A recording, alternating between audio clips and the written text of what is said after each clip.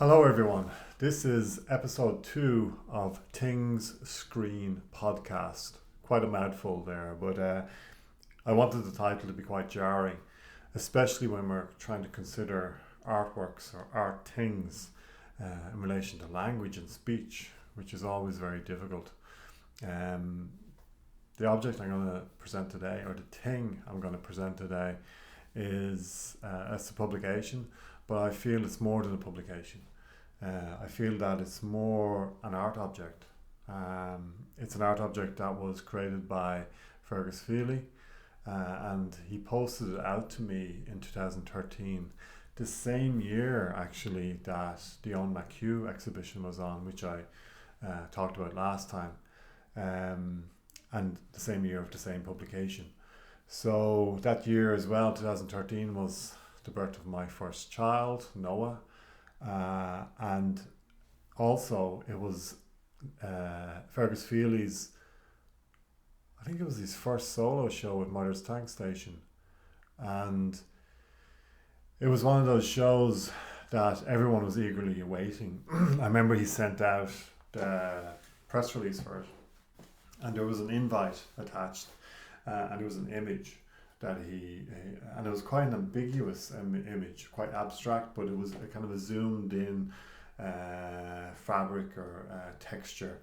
And I remember being amazed by it, kind of even teased into thinking about the exhibition more and more.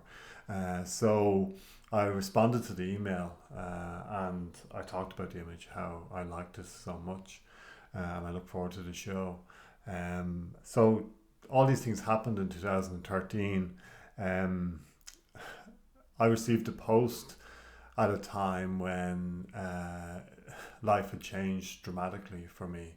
I'd stopped making work because I had a child here, and it was those first 3 months or so into what we now know as lockdown. Having children, the first 6 months is a lot more serious than lockdown. It's a lot more claustrophobic, sealed in. So this post arriving from Europe, from where Fergus Feehily was at the time, I think he was in Germany. Berlin. I may be wrong, but I think he was living in Berlin at the time. So he sent me this publication after having a back and forth through email about this image for the exhibition. Before we get into that, the exhibition at Mother's Tank Station was really interesting. It was one of those really idiosyncratic exhibitions. It wasn't easy. And at the time, I didn't fully get it. Maybe it was the sleepless nights I'd had for months on end with having a newborn. But I wasn't fully engaged in it. But 8 years on, I can't stop thinking about it. I can't stop thinking about the textures. I can't stop thinking about the nuances, the jarring images, the arrangement was so idiosyncratic. It's one of those exhibitions that I haven't seen an exhibition like it since. There was stuff in boxes. There was the trademark, or I don't like to say trademark, but there was the trademark paintings by Fergus Feehily that it feels, this term mark making. I think it's a really problematic term because it feels like there's intent in it. A strong painter has good mark making, and there's intent and an agenda in it. I've always felt in Fergus Feehily's work that the mark making kind of comes from inside out. So it's not that things are being smeared upon, but it feels like the marks are being found or discovered through a process that is in some ways arbitrary, in some ways day to day in the studio, and that you arrive at these marks, that they appear on the surface. That they're already there. There was one piece in the show. It was a piece of plywood. It's really my aesthetic actually, because I love plywood. I love pegboards. I love all this kind of hardware aesthetic. And the one that had plywood, there was kind of a smear on it. Yeah, but it felt he had just found this piece of plywood and put it on the wall. And it reminded me of this back to publications, this Ed Ruscha publication, or one that he had contributed to, where he smeared chocolate. His contribution just was a smear of chocolate from his thumb on the page. So it's these things that resonate, and it's that exhibition in Mother's Tank Station that has stayed with me since, and it's one of the reasons I'm digging this back up again. So I'm going to switch cameras here. I'm just going to show you how it arrived. So it arrived in this envelope in 2013. I think it's dated the 2nd of July 2013, and it's Deutsche Post. I'll try and keep this in the screen. So it arrived like this, and you have this glassine paper. It's kind of a waxy paper. Usually you use it to store away jewellery in little envelopes. And there's a lovely feel. I remember opening up the packet, and this was the thing I remember a lot about this. I'd never experienced this paper in relation to publications before, the way it wrapped around it and protected it. So there was masking tape on it, to silver, yellow and pink. I feel like one of those YouTubers that open up Kinder eggs here, which my son for some reason is fascinated by. I can understand why he is. So I'm just going to get rid of this stuff because it's kind of a bit of a clutter. So that is Fergus Feehily's Into the Garden. The font and the text in it is kind of a grey. I'd love to get that a bit clearer. You can see at the edge there's a staple, and it's quite embedded into the spine. So when you go closer to that, and I hope I can pick up on this, yeah, there you go, it's rusted. I tested this, and when you rub your finger along it, rust comes off it. So it's quite a nice detail to this book. Piece of art. So at the back, it's quite blurred there. So I'm trying to get a detail of this. So at the back, you can see all the information. What I liked about this, and it was the first time I'd seen this, was you have the type of font, which is Baskerville. You have the paper, which is Munkin, pure white. You have the grams of the paper. You have lots of things, all the information on the back, so it doesn't really collide with what's going on in the middle. And it mentions Pavilion, which was an exhibition at the Douglas Hyde, which was in 2009. Another beautiful exhibition, and a perfect place, a perfect setting for Fergus Feehily's work. And he really activated each pocket of space in the Douglas Hyde. It says at the end, for James Feehily, born in 2012, which was a year before my son. So there's something very personal about this. It mentions at the back also, there's a lot of found imagery. There's an image off a postcard, which is a painting by this Upper Rhine master, anonymous, unnamed, and it's a small little painting called The Little Garden of Paradise, and it was painted in 1410 to 1420.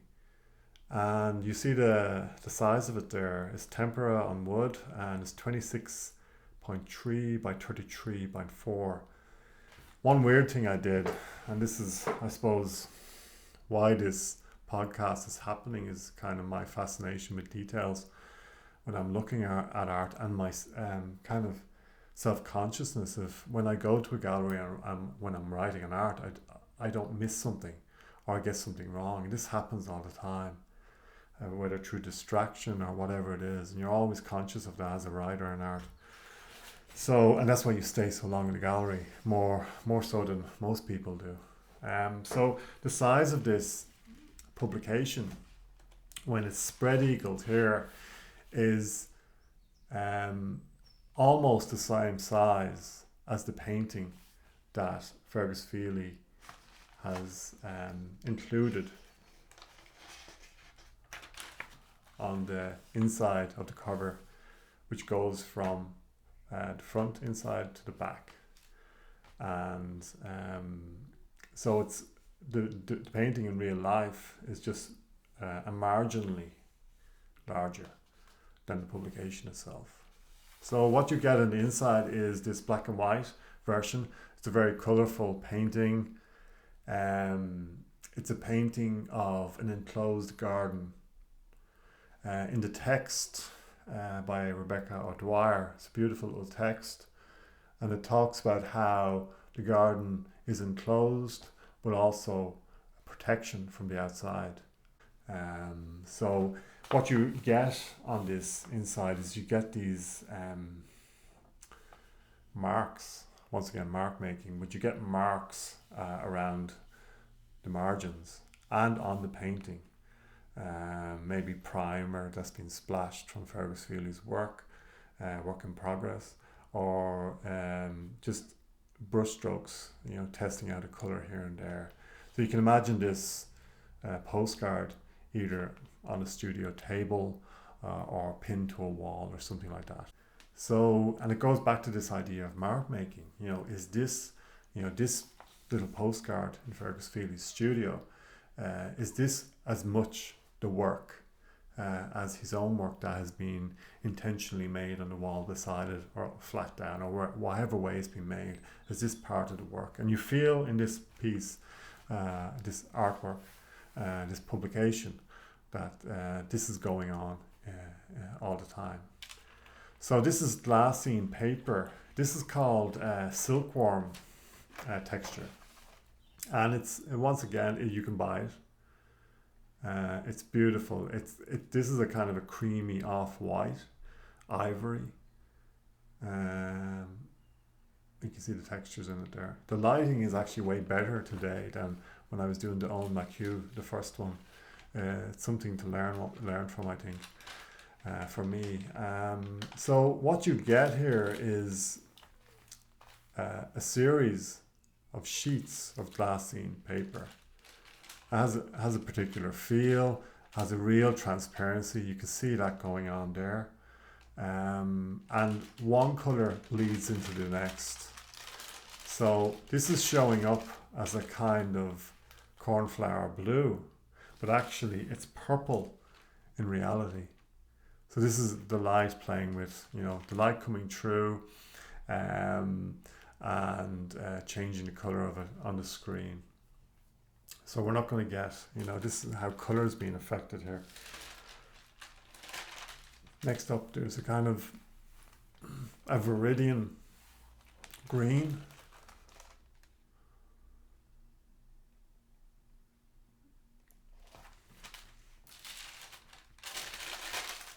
And once again, here's another blue. It's strange how that happens on the screen, because the same, here's the purple and here's the blue. These look very close to each other in colour. Well, they both look like blue. This looks like a darker blue, but this is actually purple here.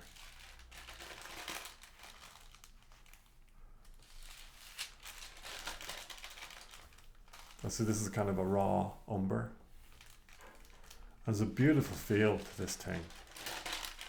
So, and this is where the text begins. I was thinking about this, and it's strange how Rebecca O'Dwyer's essay is sandwiched between this glassine paper, and there's a kind of pressure. There's a pressure on the text. There's also, as a reader, as someone who reads, texts on art, there's a pressure on the writer. If I knew this thing was going to be made and my text was going to be sandwiched between all this kind of fullness, it's like, in a way, these glassine sheets replace the kind of design ethic of having a blank piece of paper and then an image. And there's a fullness to them. There's so much going on in the relationship between these sheets. And the introductory image at the beginning, which has all these layers. If you go to the back and you think about a painting perhaps being found, one that's unnamed, like you're, as an artist, you're only referred to as the Upper Rhine master. I think I said Flemish painter. I don't know. Anyway, the Upper Rhine master, anonymous. There's no name. It's unnamed. And you have all this layering going on, and then you have a text in the middle. If I knew I was going to be put into this, sandwich into it, there'd be a lot of pressure on the text, a lot of stress on it. On the bottom, so fair play to Rebecca O'Dwyer. So at the bottom here, there's a kind of, there's part of a text. Perhaps it was on the postcard, we don't know. Perhaps it was just, it looks like it's stamped on. It has that kind of stamp quality, that it's the edges of the text are a little bit smudged. 0G is I think the design company.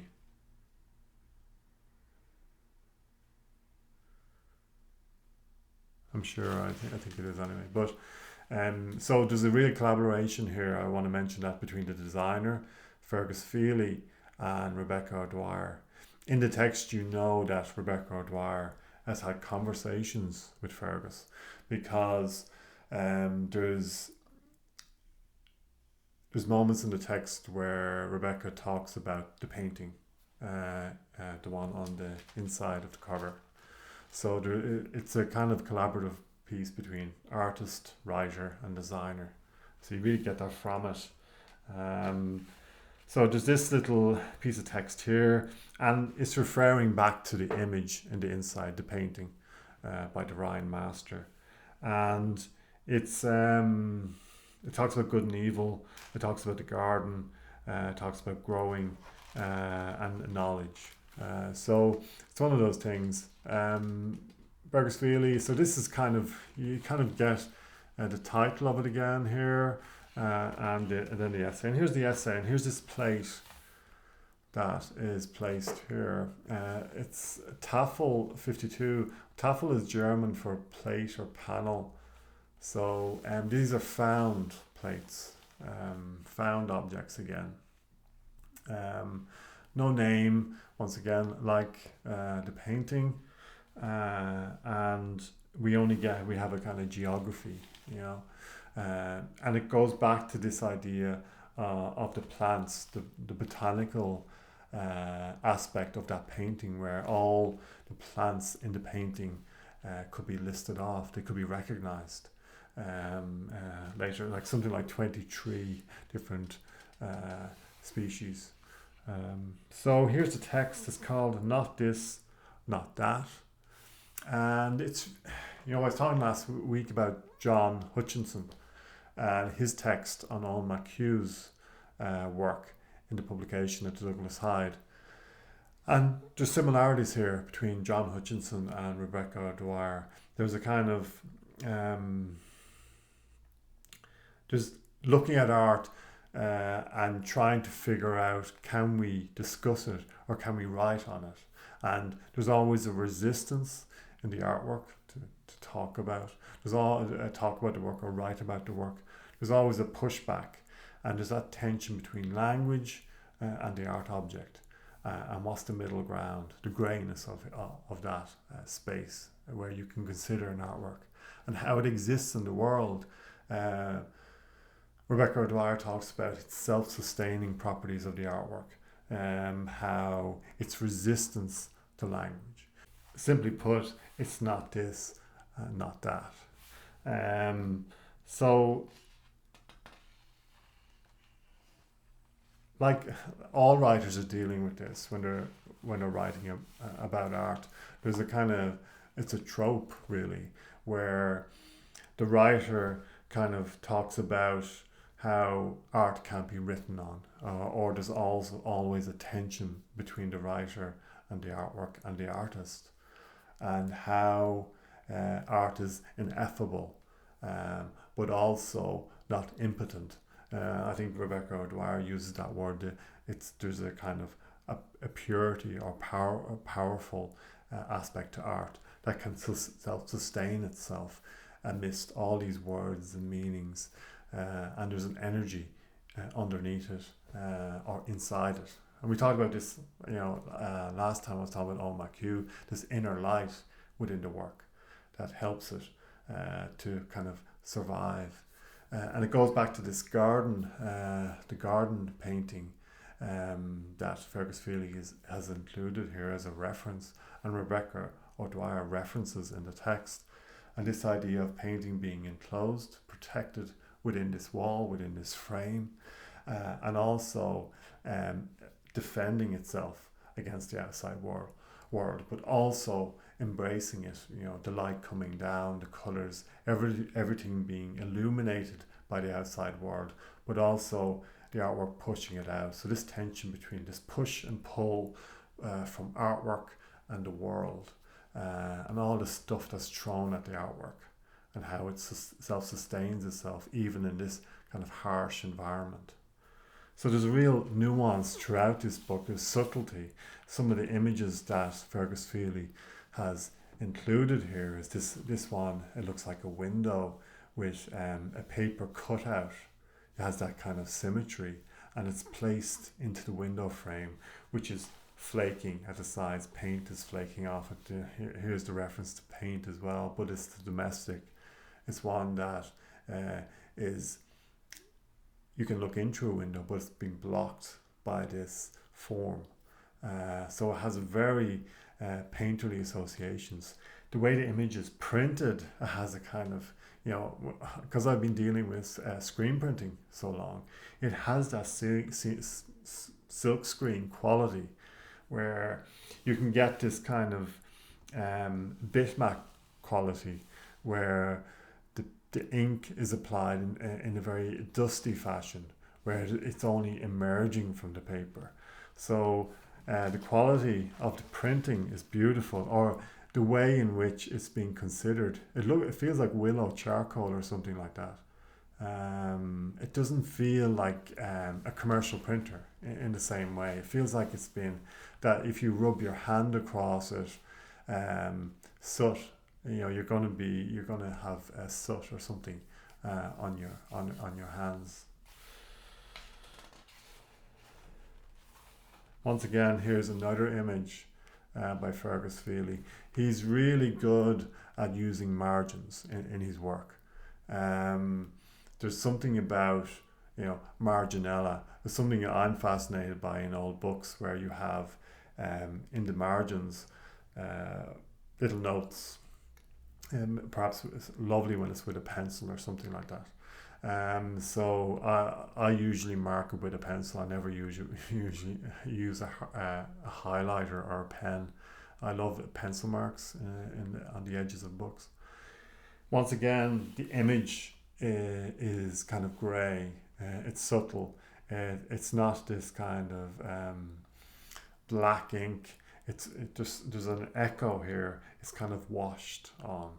And you get that sense, but I love how Fergus Feehily works margins, and then you get this residue, this mark making that is entering the frame, but it's not there, and he's able to leave these big gaps in the center, and somehow it's activated. It's enough, and there's a quote used by Rebecca O'Dwyer in the text by Paul Valery, and it's about how painting is abandoned. It's never completed. And there's something about this abandonment in Fergus Feehily that is so confidently applied that there's never too much. There's just about enough.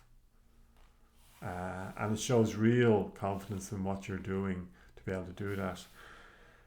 This is the centerfold where you have here, so you don't have the usual centerfold, you have an image and text, which is kind of strange. And you can see the rusted staples. You probably can't, but I'm going to try my best to get it.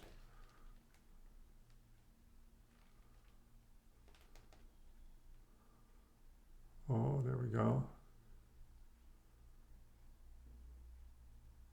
I didn't think that was going to succeed. I sometimes have to tap the object for it to come into focus. That's funny. Something to think about. Once again, another image. It looks like it within the same window frame with the pane of glass and this paper cutout beyond. And you get these reflections of another house. It looks like it's been turned on its side, but perhaps it's not. And there's a cutout of a deer with antlers. There's a real sense of childhood here for me. It could be the case that Fergus Feehily mentions his son. It could be also, I'm going to try and do the tap trick. Oh, brilliant. Okay, Fergus Feehily, born 15th of January. It could be that. It could be my associations with 2013 when I got it, when I had a newborn son. But there's lots of stuff going on here. I feel that it's going back to childhood. So that was the end. There's the end of the text. There's also one other quote I want to mention, and Rebecca O'Dwyer pulls it from a presentation that Fergus Feehily gave at the National College of Art and Design in 2009. And what was it again? Sorry. Okay. He said something about the work being lowercase violence. And I love this because in Fergus Feehely's work, there's nuance, there's a greyness, there's the work recedes back, there's a kind of flipping over of mark making where the intent is not definite, that perhaps these marks have been uncovered or they have emerged or they have been found.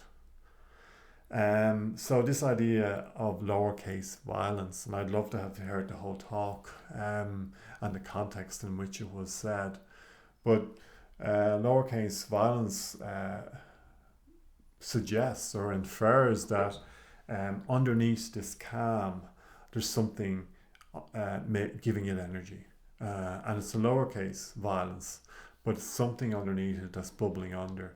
And that's why it hasn't the energy it has. If it was just mark making on top of a surface, or mark making that's been bullied into the frame of a painting, then it's less believable and it has less energy because it's all surface level. It doesn't matter how aggressive the paint marks are. So there's something about Fergus Feehely's work that it emerges underneath. There's a transparency. It comes from under and then uppercuts. So here's another plate. Once again, going back to the painting, where all this life, all these plants are real plants. And this is once again a plate, so it's Tafel in German for plate or panel. It's one of those images that, when I was growing up, encyclopedias were all over the house, and these images were everywhere.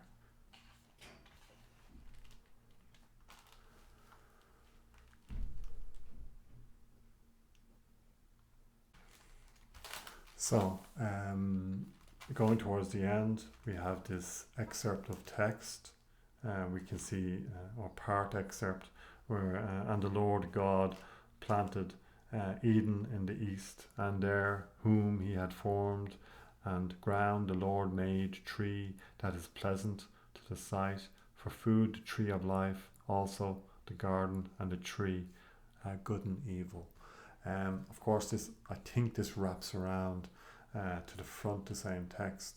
So you get language disappearing into the gutter of the publication, and this brown here is beautiful against this blank white page and this kind of stamped text. I have an appreciation for this now. You can even get little marks. There's a little hair here, and I don't think, there's no way I'm going to be able to get this up. I'll try and do the tap trick. Oh.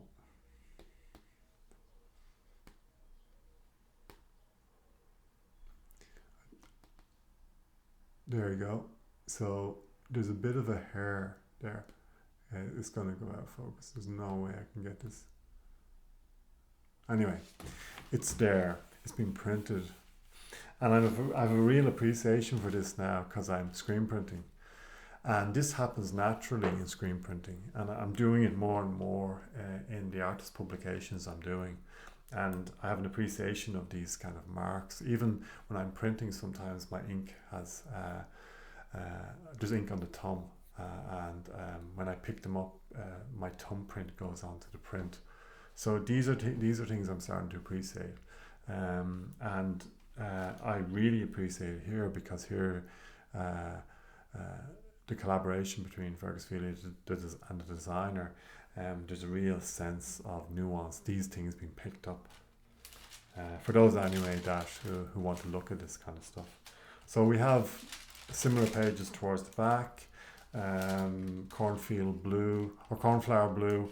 A kind of a viridian, a purple. So the purple is coming up as purple this time, which is okay.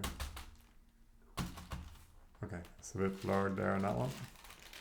And then we have a yellow, and then we have this silkworm texture towards the very back, which is we looked at that at the beginning, and we're back to the other side of the painting.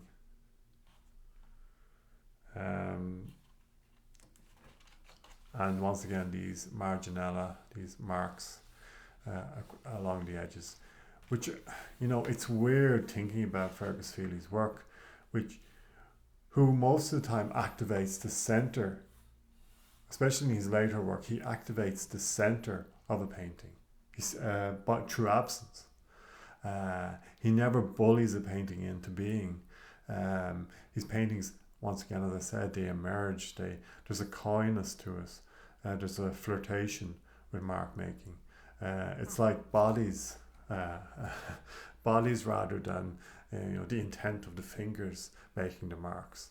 That an elbow has brushed off them in the studio, or something, a body part that it hasn't so much as intent as the hand.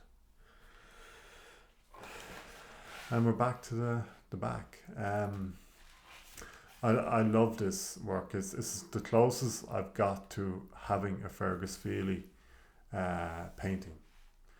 And I treasure it. When I got it, really, I sat down at a time when I had no sleep.